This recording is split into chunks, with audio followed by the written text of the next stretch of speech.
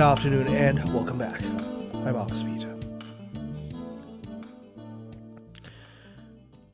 Wanted to take a look at the reality of the Queenship of our Blessed Virgin Mother, because this weekend we celebrate that. And there was a point where I was vehemently opposed to anything positively Marian, let alone Mary's queenship. The feast of Mary's queenship, if we know our scriptures, draws us into the royal covenant of David. So we go all the way back to Isaiah. Isaiah 9 prophesies that a child will shoulder dominion on David's throne, and his throne will endure forever. Gabriel will identify that promised ruler as Mary's son, who receives the throne of his father David, who will reign over the house of Jacob forever. So the prophecy is to be fulfilled in the person of Christ. The church then calls Mary queen. Now, let's debunk one common misconception that many of us probably already know the answer to, but just humor me. Queens are typically married to kings. Mary is Jesus' mother. How could she possibly be queen? Well, in order to understand Mary's queenship, we need to understand the context within which Jesus was raised in and born into. The office expressed by the Hebrew title, the Gabirah, is a word derived from the Hebrew root gaber. It's associated with manhood, strength, and mastery. But within the royal household, the Gabirah was called the Great Lady, the Magnificent Lady. Her dignity flows from her relationship to the reigning king because she was typically his mother. Why the mother? In Near Eastern culture, and we actually know this for most of monarchic history, outside especially of the covenant given to Israel and through Christ, and therefore Christian monarchs as a result, it was common for kings to have multiple wives as a way to cement bilateral relations. Very simply put, if I am married to your daughter, you are now my father-in-law, and so because we are family, you will not attack my kingdom. This is what Solomon did more than any other king in Israel's history. That doesn't mean that the other kings didn't do them to this degree, to a high degree. Solomon did it the most. And in fact, he even married one of Pharaoh's daughters just to cement bilateral relations. Knowing this in Near Eastern culture, it is impossible for the king to have one of his wives become queen because, like Solomon had 300 wives. And if he named one of them queen, he would have 299 very angry wives who are consort queens, if you will, because they wouldn't have authority over the throne. And this was commonplace. Therefore, the queen was typically the mother of the king, because that would solve the debate once and for all. The queen mother would sit on the right hand of the king and reign alongside her son. Her authority comes directly from the king, and her power is to intercede for the people to the king on behalf of the people. Now you see this in a very particular way in 1 Kings chapter 2 verse 19. Bathsheba comes into Solomon's presence. The king then rises before his mother. No one else does he do this for. He bows to her. Again, doesn't do this for anyone else. Then he orders a throne to be placed at his right hand. The right hand is a place of favor and dignity. So if she is seated at his right hand, she enjoys every single favor and authority he has within the Davidic household. Bathsheba then receives a petition from Adonijah. She brings that request before the king. Now, the king doesn't grant it. Solomon doesn't grant it because Adonijah's request is sinful. But it proves a point. The mother of the king has a grace of intercessory power. That's her maternal office. The royal pattern was completely part of the wider Near Eastern world. Queens, if you know your history of the Near East, you would see this. Queens could administer estates. They could direct entire palace households. They could also exercise diplomatic influence to other nations through dynastic marriage, court networks. In fact, Neo-Assyrian evidence actually proves that powerful queenly households had administrators called the Sakintu who answered to the queen for the sake of the good of the palace household. Which means that the Queen Mother had an institutional reach as well as a national reach. She had influence beyond even the borders of the nation.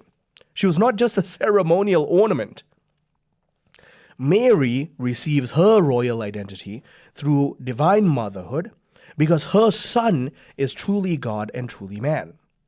She is not God by any stretch of the imagination, but he confers upon her his dignity in kingship, and so she enjoys queenship by means of union to her son. Revelation 12, you read Revelation 12, it becomes one of those texts that's impossible to deny unless you bend over backwards to say there's no way the text applies to Mary, which I did. For some time I did. And my pastors did as well. Now, Revelation 12, Gune peribeblemene ton helion. A woman clothed with the sun. There's a particular expression of the Greek verb clothed here. A woman clothed with the sun. The moon beneath her feet, a crown of 12 stars upon her head. Now, Mary is seen as that woman. It's also to refer to the church. Mary is prototype of the church. Faithful Israel, sure. But I want to talk about the symbolism here because it's very clear that there's a direct reference to Mary. The sun and moon actually recall Joseph's dream in Genesis 37. Heavenly lights tend to signify divine authority. The 12 stars evoke the tribes that form Jacob's household, but the 12, by the time the New Testament comes about, signifies the entire world, open towards the apostolic people gathered around the Messiah.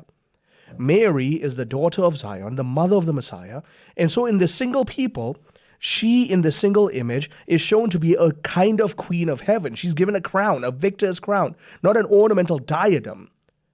Her glory, she has a glory. Here she's clothed with the sun. In the entirety of the scriptures, only one person is seen to be clothed with the light of the sun, and that's God.